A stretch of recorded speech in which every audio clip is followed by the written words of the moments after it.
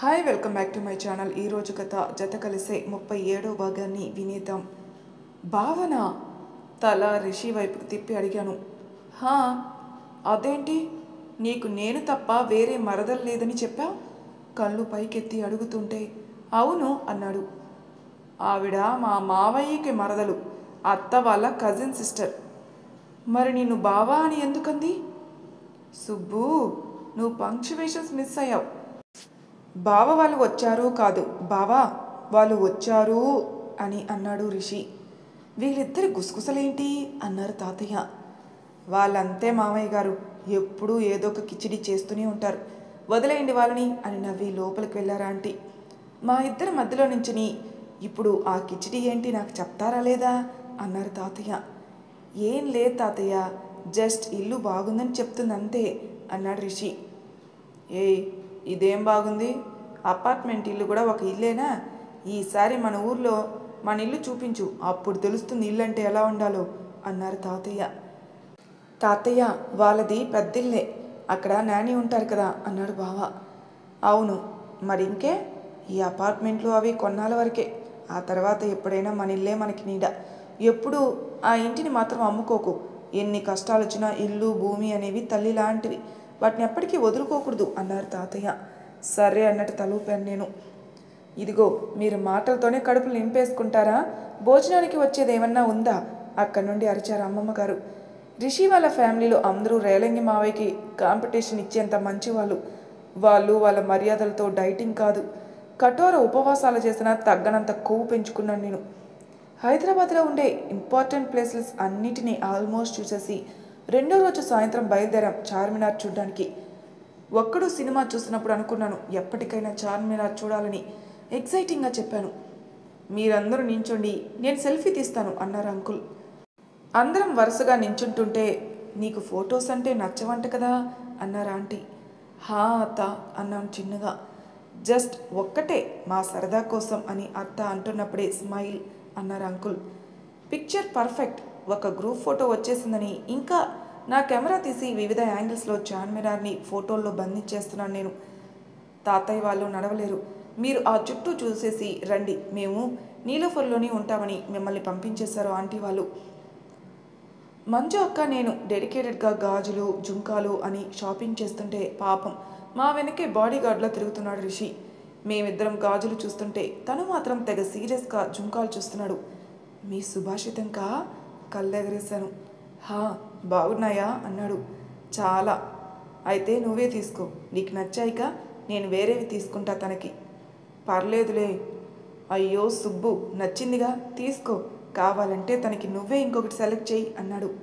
అయితే ఆగు అని 2 జతలు సెలెక్ట్ చేసి రిషి చేతిలో పెట్టి, ఒకటి నేను ఇచ్చినట్టు ఒకటి నువ్వు ఇచ్చినట్టు అన్నాను. ఇవి చూసైనా లవ్ ప్రపోజల్ యాక్సెప్ట్ చేస్తుందంటావా అన్నాడు. చెవి రింగులకి ముక్కు పుడకలకి ప్రేమలో పడిపోరు, వాటికి వేరే లెక్కలుంటాయి, ఏదో తెలిసిన వేదాంతలా చెప్పాను. కొనేశారా, నాకు ఇవి కావాలి అని తను సెలెక్ట్ చేసినవి ఇచ్చింది మంజు అక్క. మనీ పే చేసి దారిలో అక్కర్లేని సామాన్లు కూడా బోలెడు కొనుక్కొని వచ్చి నీలోఫర్లో ఆంటీ వాళ్ళతో కలిసి ఒక టీ తాగి మళ్ళీ హోటల్కి రిటర్న్ అయ్యాం. అసలే తర్వాత రోజు రిషి ఎపిసోడ్ షూటింగ్ అని. తర్వాత రోజు పొద్దున్నే ఎవరి హడావిడిలో వాళ్ళు రెడీ అవ్వడం స్టార్ట్ చేశారు. సరిగ్గా అదే టైంకి రూమ్ డోర్ నాక్ చేశారు రవి వాళ్ళు. వాళ్ళని లోపలికి లాక్కొచ్చి రెడీ అవ్వమని తోసి మంజు అక్క నాకు మేకప్ వేస్తుంటే కూర్చున్నాను వేయించుకుంటూ. రెడీ అయ్యారా అంటూ లోపలికి వచ్చిన ఆంటీని చూసి నోళ్ళు వదిలేసాం నేను మంజు అక్క. మనం ఇంకొకసారి సీరియస్గా రెడీ అవ్వాలేమో సుబ్బు, లేకపోతే పని మనుషుల్ని కూడా షోకి పట్టుకొని వచ్చారని అందరూ మళ్ళీ వీళ్ళకే క్రెడిట్ ఇచ్చేలా ఉన్నారు అంది అక్క. అలానే ఉందక్క నాకు కూడా అన్నాను.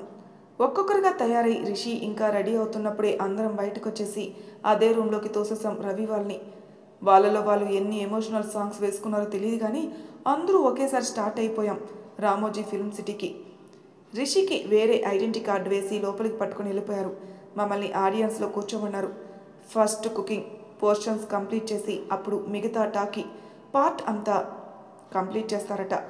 పెద్ద పెద్ద సెట్లు, బోలెడు మంది అసిస్టెంట్ డైరెక్టర్లు, సెట్ బాయ్స్, డైరెక్టర్లు, మేకప్ మ్యాన్లు, కొరియోగ్రాఫర్లు, చూడ్డానికి ఏదో జాతరలా ఉంది అక్కడ. ఈసారి రౌండ్ ఏంటంటే ఏదో బౌల్లో డిషెస్ అన్నీ వేస్తారట. ఇంకొక బౌల్లో ఎన్ని మినిట్స్లో చేయాలో వేస్తారట. ఇంకొక బౌల్లో ఎన్ని మ్యాక్రో అండ్ మైక్రో న్యూట్రియంట్స్ ఉండాలో వేస్తారట.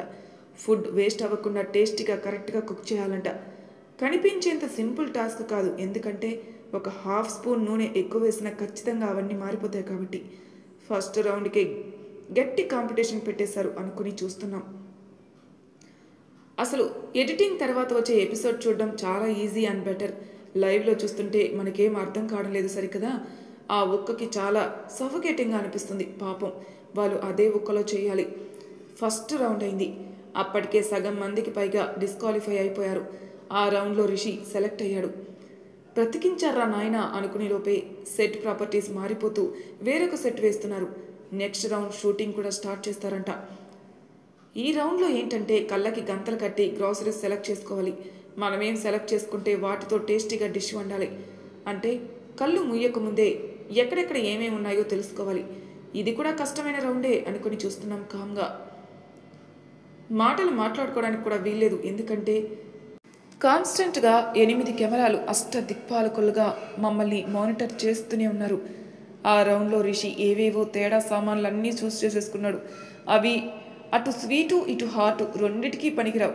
ఏం చేస్తాడో ఏంటో అని మేమంతా టెన్షన్ పడుతుంటే హనుమాన్ చాలీసా చదువుకుంటున్నారు అత్త టెన్షన్గా. అవన్నీ కలిపి నమ్కీన్లా చేసేయి నాన్న, రిషి బాగుంటుంది అని చిన్నగా సైగలు చేస్తున్నారు అమ్మమ్మగారు. తనేం చేస్తున్నాడో అర్థం కాలేదు. టైం అయిపోయింది. ప్లేటింగ్కి కొంచెం టైం ఇచ్చారు. ఏదేదో కట్ చేసి ప్లేట్ చేసేసాడు. బర్డ్ నెస్ట్లా ఉంది చూడ్డానికి. అది వాళ్ళు టేస్ట్ చేసి మాకు పంపించారు. అది ఆడియన్స్ పోల్ రౌండ్ కాబట్టి చాలా చాలా బాగుంది. అది అన్నీ కలిపినా సరే ఉగాది పచ్చడికి ఒక యూనిక్ టేస్ట్ వచ్చినట్టు. ఆ రెసిపీకి పేరు లేకపోయినా రుచి ఉంది. మెల్లిగా ఆ రౌండ్ కూడా కంప్లీట్ అయింది. ఫినాలేకి సెలెక్ట్ అయిన ముగ్గురులో రిషి ఒకడు. 16 మంది నుండి ముగ్గురికి వచ్చాడు. అలాంటిది ముగ్గురు నుండి విన్నర్ అవ్వలేడా? ఖచ్చితంగా అవుతాడు అనుకుని రిలీఫ్ ఫీల్ అయ్యాను నేను. కానీ అప్పుడే విధి ఆడింది వింత ఆట. ఫైనల్ రౌండ్ కదా అని ఉత్సాహంగా ఉల్లాసంగా ఎదురు చూస్తున్న మా ఆశలన్నీ టైమర్ చూసి ఆవిరైపోయాయి. 6 నిమిషాల్లో వంట, అది కూడా పిజ్జా. ఎలా అవుతుంది అని 1,00,000 తిట్లు తిట్టుకుంటూ ఈసారి ఆంటీతో పాటు అమ్మమ్మ మంజోక కూడా యాడ్ అయ్యారు హనుమాన్ చాలీసా చదవడంలో. నాకేమో హనుమాన్ చాలీసా రాదు. తను గెలవాలని కోరుకోవడం తప్ప ఏమీ చేయలేని నిస్సహాయత స్థితిలో ఉన్నాను నేను. అందు ఏదేదో చేస్తుంటే రిషివర్య మాత్రం వంకాయ పట్టుకొని వెళ్తున్నాడు. వంకాయ ఏంటి, పాస్తాలో ఇంగువలాగా పిజ్జాలో వంకాయ వేస్తాడా? అంతగా నప్పదేమో అని నేను తెగ చించేస్తుంటే ఆ వంకాయని కట్ చేసి దాన్నే పిజ్జా బేస్ చేసి దాని మీద సాస్ వేయబోతుంటే తన చేతి నుండి జారి కింద పడిపోయింది పిజ్జా సాస్ బాటిల్. అయిపోయింది పో, ఈ కాంపిటీషన్ టైంలో ఎవరిస్తారు అని కంగారు పడేలోపే కిందికి జాగ్రత్తగా వంగి ఆ బాటిల్ తీశాడు రిషి. కింద ఎక్కడో మూలలో కొంచెం ఉన్నట్టుంది. స్పూన్తో దాన్ని వంగి వంకాయ మీద వేసి చీజ్ వెజిటేబుల్స్ వేసి ఓవెన్లో పెట్టేశాడు. పిల్లాడికి తెలివితేటలు బాగానే ఉన్నాయని మురిసిపోయేలోపే టైం అయిపోయింది. అందరూ బయటికి తీసి వాళ్ళకి తోచిన రీతిలో డెకరేట్ చేసి పట్టుకున్నారు. అందరిది టేస్ట్ చేసేశారు. విన్నర్ ఎవరో వాళ్ళల్లో వాళ్ళే డిస్కస్ చేసి పెట్టుకున్నారు. స్పెషల్ గెస్ట్ కింద విజయ్ దేవరకొండని పిలిచారు. తనొచ్చాడు. రిషిని కనిపెట్టాడు. రాగానే నీ ఫ్రెండ్ ఎలా ఉంది అని కూడా అడిగాడు. తనక్కడే ఉందని నా వైపు చూపించాడు రిషి. ఆ కన్వర్జేషన్కి మొత్తం అన్ని కెమెరాలు నన్నే ఫోకస్ చేస్తే ఆల్మోస్ట్ గుండె ఆగినంత పనైంది నాకు. హే రౌడీ చెయ్యి ఊపాడు విజయ్. హో మై గాడ్, ఆ క్షణం నేనే స్వర్గంలో ఉన్నానో తెలియదు కానీ చెయ్యి ఊపడం కూడా మర్చిపోయాను తననే చూస్తూ. పక్క నుండి మంజు అక్క వీడియో తీస్తూ నన్ను ఒకటికి ఇచ్చింది హాయ్ చెప్పవని. హాయ్ చిన్నగా చెప్పాను మైక్లో. విజయ్ దేవరకొండ నాతో 5 minutes మాట్లాడాడు. అది లైవ్లో. అంతకంటే ఎక్కువ ఏం ఆశించాలో నాకు కూడా తెలియదు కానీ దిల్ ఖుష్ అయిపోయింది. ఆల్మోస్ట్ అందరితోనే విజయ్ 1 minute అయినా మాట్లాడాడు. అది తన హంబుల్నెస్ అంతే. విన్నర్ రిషి కాదు. ఆ నిజాన్ని డైజెస్ట్ చేసుకోవడానికి అరగంట పట్టింది నాకు. వాళ్ళు పిజ్జా చేయమన్నప్పుడు బేస్ మైదానే ఉండాలట. స్పాంటేనియస్గా డెసిషన్ తీసుకున్నందుకు అప్రిషియేషన్ రిషికి ఇచ్చి ప్రైజ్ మాత్రం వేరొకరికి ఇచ్చారు. ఆ తర్వాత షో చూడాలని అనిపించక వెంటనే బయటకు వచ్చేసాను. తొక్కలో షో అయినా క్రియేటివిటీకి ఇంపార్టెన్స్ ఇవ్వని షో నాకు నచ్చలేదు. ఉక్రోషంగా చెప్పుకొని అక్కడే కూర్చున్నాను. నా వెనకే వచ్చేసింది మంజు అక్క. దేనికి వచ్చేసావు? ఇంకా టాకీ పార్ట్ ఉందట పద అని. నేను రాను, నాకింకా ఈ షో చూసే ఇంట్రెస్ట్ లేదు అన్నాను మొహం పక్కకు తిప్పుకుంటూ. మనం చూడకపోతే ఏమన్నా మారిపోతుందా? పద వెళ్దామని నా చేయి పట్టుకుని బలవంతంగా లాక్కొచ్చి కూర్చోబెట్టింది. ఏం చూడాలి ఇంకా ఇక్కడ? విసుక్కొచ్చి ఫోన్ తీసి గేమ్స్ ఆడుకుంటున్నాను. ఆ టాకీ పార్ట్ కూడా కంప్లీట్ అయినంత వరకు. షూటింగ్ అంతా కంప్లీట్ అయినప్పటికీ రాత్రి 10 అయింది. అప్పటిదాకా రిషిని మమ్మల్ని కలవనివ్వలేదు అస్సలు. 10 గంటలకు కూడా ఉప్పర్ మీటింగ్ పెట్టారు ఆ చెఫ్లు, ఈ కంటెస్టెంట్లు కలిసి. ఎప్పటికీ అది అవ్వక నాకు నిద్ర వస్తుంటే ఆంటీ భుజం మీద వాలి పడుకున్నాను నేను. అవన్నీ ఎప్పటికి పూర్తయ్యాయో తెలియదు కానీ తను వచ్చిన తర్వాత నిద్రలేపారు ఆంటీ నన్ను. ఇక వెళ్ళి ఏదైనా తినేసి పడుకుందాంలే, ఒక 5 మినిట్స్ అని నాకు చెప్పి కంగ్రాట్స్ అన్నారు రిషితో. దేనికి అన్నాడు. తన కళ్ళల్లో నీళ్లు ఆపుకుంటున్నాడు పాపం. జాలేసింది నాకు. దేనికేంట్రా? టీవీ షోలు టీవీలో చూడడం తప్ప ఇలా లైవ్లో చూస్తామని మేము ఎప్పుడూ అనుకోలేదు. అలాంటిది షో లైవ్లో చూసాం. పెద్ద పెద్ద సెలబ్రిటీస్ మాతో మాట్లాడడం ఇవన్నీ నీ వల్లే కదా అన్నారు ఆంటీ. సారీ అమ్మా, కొత్తగా ట్రై చేశారనుకున్నాను కానీ ఇట్లా ఓడిపోతా అనుకోలేదు ఆంటీని హగ్ చేసుకొని చెప్పాడు బాధగా. ఓడిపోతే ఏంట్రా, కొత్తగా ట్రై చేసావు, కుదరలేదు కానీ ట్రై చేసావన్న సాటిస్ఫాక్షన్ ఉంది కదా, అది నువ్వు అలా చేస్తే వస్తుందా చెప్పు అన్నారు ఆంటీ. కానీ గెలిచి ఉండాల్సింది కదా లాస్ట్ వరకు, మీ అందరికీ హోప్స్ ఇచ్చేస్తానేమో అన్నాడు చిన్నగా. హోప్ ఏంటి రిషి? నువ్వు గెలిస్తే నా కొడుకు అని, ఓడిపోతే కాదని చెప్పుకుంటామా ఏంటి? ఏదేమైనా నువ్వు మా కొడుకువిరా. నువ్వేం చేసినా నీ వెనక మేముంటాం. నువ్వు గెలిచినా మేము ఉంటాం, ఓడిపోయినా ఉంటాం. మాకు నువ్వు హోప్ ఇవ్వడానికి నువ్వు మమ్మల్ని ఏవైనా ఇంప్రెస్ చేయాలా? నవ్వుతూ అడిగారు ఆంటీ. నాన్న నేను గెలుస్తానని హోప్ పెట్టుకున్నారు కదమ్మా అన్నాడు ఇంకా ఆల్మోస్ట్ ఏడ్చినట్టే. అంతలోనే షో మేనేజ్మెంట్ వాళ్ళు వచ్చి ఫ్యామిలీ పిక్ తీసుకుంటామని చెప్పడంతో రిషి వాళ్ళు నలుగురు నించున్నారు ముందు. ఎప్పటిలాగా మంజు అక్క పక్కనే నించున్న అంకుల్ కాస్త పక్కకు జరిగి రిషి పక్కన నించుని భుజం చుట్టూ చెయ్యి వేశారు. అదే తండ్రి ఇచ్చే భరోసా. అదే రిషి కావాలని కోరుకుంది కదా. నీకు ప్రపంచంతో ఏ సంబంధం రా, నీ వెనుక నేనుంటే అని అడుగుతున్నట్టు అనిపించింది నాకు. రిషి అస్సలు ఏడుపు ఆపుకోలేకపోతున్నాడు. మరి వాళ్ళ నాన్నగారిని ప్రౌడ్గా ఫీల్ చేయడమే తన జీవిత ఆశయం కింద పెట్టుకున్న కొడుకు కదా. అదే ఫోటో నేను కూడా కెమెరాని క్లిక్ చేసి చూస్తున్నాను. కెమెరాలు పక్కకి వెళ్ళిపోగానే అంకుల్ రిషిని లాగి భుజం చుట్టూ చెయ్యి వేసి పట్టుకున్నారు తన వైపే చూస్తూ. ఇది చాలా, నేనెంత గర్వంగా ఉన్నానో చెప్పడానికి అన్నారు అంకుల్. అసలే గౌతమ్ మీనన్ హీరోలాగా ఎక్కువ మాట్లాడరు, అలాంటిది ఒక్కరోజు ఇన్ని షాకులు ఇస్తే పాపం వాడెలా తట్టుకుంటాడు అని నవ్వారు అత్త. నువ్వు ఇంజనీరింగ్ డ్రాప్ అవుట్ అయినా, మెకానిక్ అయినా, చెఫ్ అయినా నా కొడుకు రిషి. ఆ విషయంలో మన రిలేషన్ ఎప్పటికీ మారదు. కానీ చెడిపోతావనే భయం మాకుంటుంది. ఆ భయం ఈ ప్రేమని డామినేట్ చేసి ఉండొచ్చు కానీ అది రియాలిటీ కాదు. ఈరోజు నువ్వు నన్ను నిజంగా ప్రౌడ్గా ఫీల్ అయ్యేలా చేసావు. గెస్ట్లు అందరూ నీ కొత్తదాన్ని మెచ్చుకున్నారు చూడు, అది నాకు గెలుపు కంటే ఎక్కువ అని వెన్ను తట్టారు అంకుల్. ప్రపంచమంతా మనల్ని మెచ్చుకుంటున్నారా అని ఫీలింగ్ తండ్రి మన వైపు ఉండి మెచ్చుకుంటే చాలు ఆకాశాన్ని ఎత్తేసిన ఫీలింగ్ వస్తుంది కదా. నా బకెట్ లిస్ట్లో ఇంకొక టిక్ అయింది. రిషి వాళ్ళ నాన్నగారు ఇలా మొహమాటాలు పక్కన పెట్టేసి మాట్లాడుకోవాలని.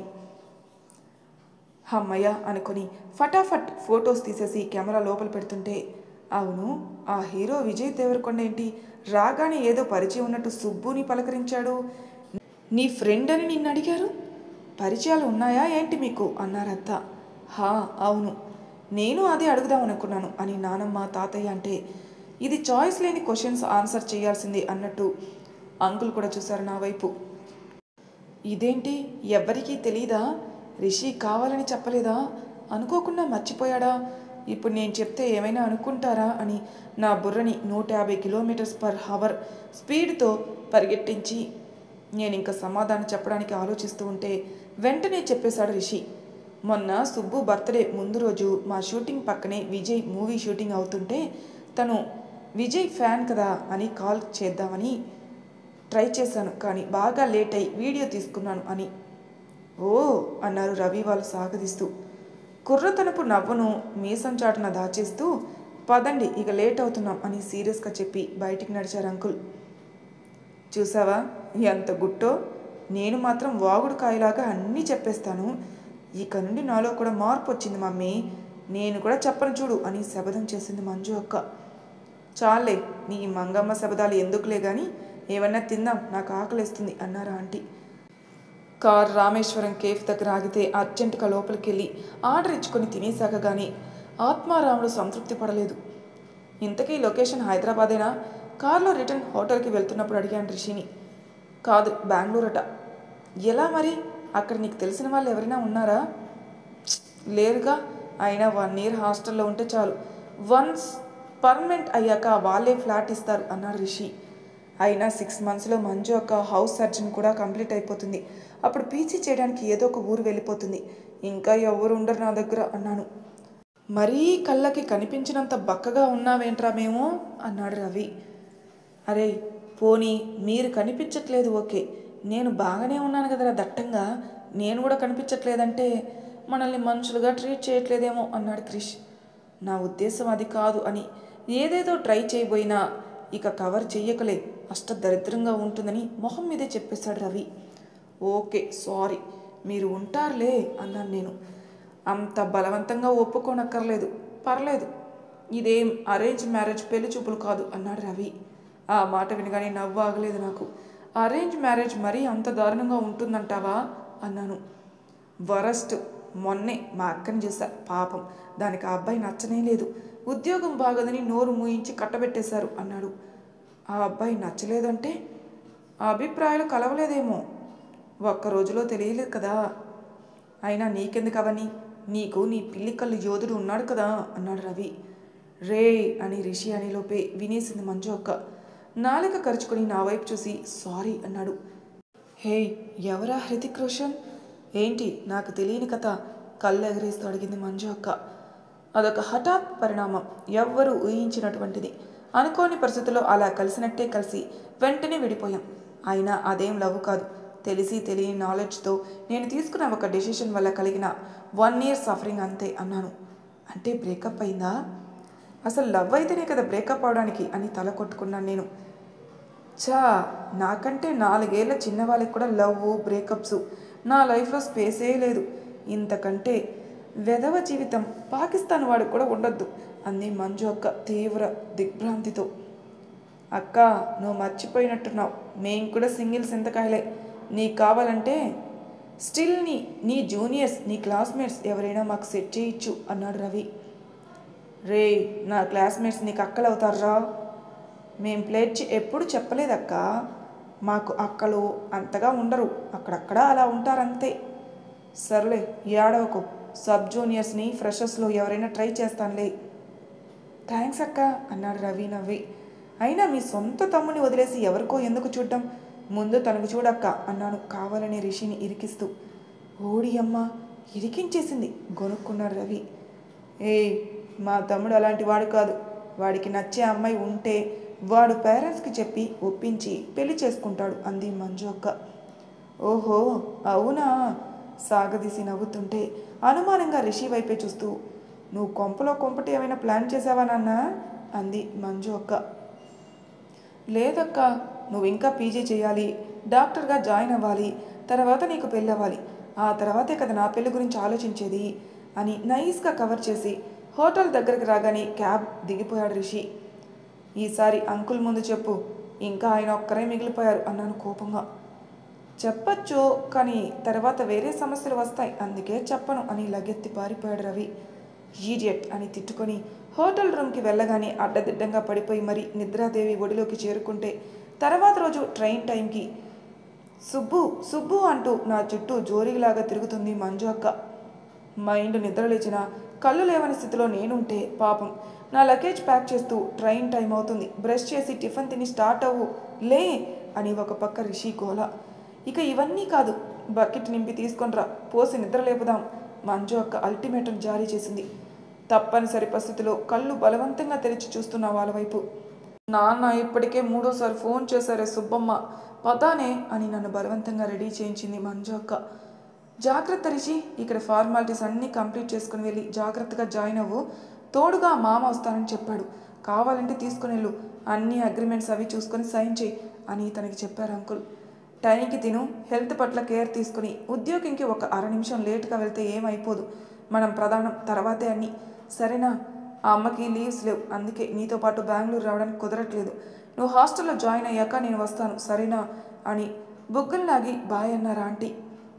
నాకు కూడా అమ్మ నాన్న ఉంటే నన్ను కాలేజీకి పంపేటప్పుడు ఇలానే రియాక్ట్ అయ్యేవారు కదా అన్నాను మంజు అక్కతో. హా, నిన్ను హైదరాబాద్ పంపినప్పుడు వివేక్ అన్న కూడా ఇలానే రియాక్ట్ అయ్యారుగా. మీ పేరెంట్స్ కూడా అంతకంటే ఎక్కువే అవుతారు అంది మంజు అక్క. బావ ఫాదర్ లాంటివాడు, కానీ ఫాదర్ కాదు. ఎందుకంటే బావ అనే వర్డ్ తనకి కొన్ని హద్దుల్ని పెడుతుంది, కానీ తండ్రికి అలాంటి హద్దులు ఏమి ఉండవు కదా. అలాంటి ఫాదర్ కావాలని అంటే ఏం చెయ్యాలో అన్నాను పేలంగా నవ్వి. ఆ అబ్బాయిలకి బదులు పేరెంట్స్కి పెళ్లి చూపులు పెట్టుకో. వాళ్ళు నచ్చితే ఆ అబ్బాయిని చేసేసుకో. ఇప్పుడు మా తమ్ముడు నీకు నచ్చకపోయి ఉండొచ్చు, కానీ మా పేరెంట్స్ నచ్చారుగా. సో మా తమ్ముడిని పెళ్లి చేసుకో అంది మంజు అక్క. హా అన్నాను. మరి తర్వాయి భాగంలో ఏం జరుగుతుందో నెక్స్ట్ ఎపిసోడ్లో తెలుసుకుందాం. అంతవరకు నా ఛానల్ సబ్స్క్రైబ్ చేయని వాళ్ళు ప్లీజ్ సబ్స్క్రైబ్ చేసుకోండి. లైక్ చేసి షేర్ చేయండి. మీ అభిప్రాయాలు నాకు కామెంట్ రూపంలో తెలియజేయండి. Thank you for listening.